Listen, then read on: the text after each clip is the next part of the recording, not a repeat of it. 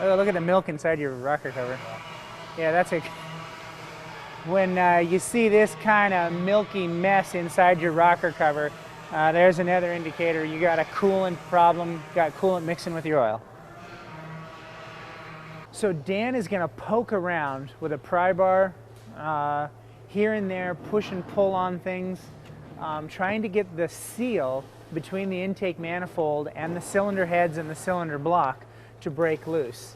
Now he's going to be careful about this because there might be a fastener hidden that was missed the first go around.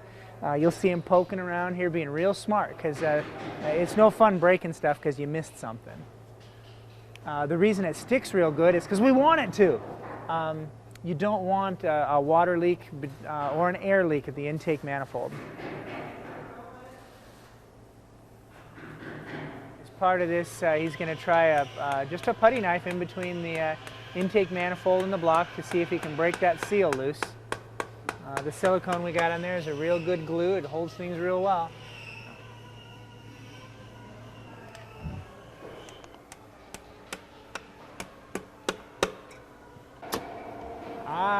Now it's loose.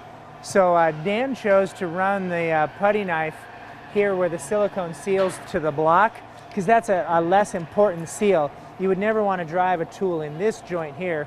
That's the most critical seal. That's where the water and the air are both sealed off.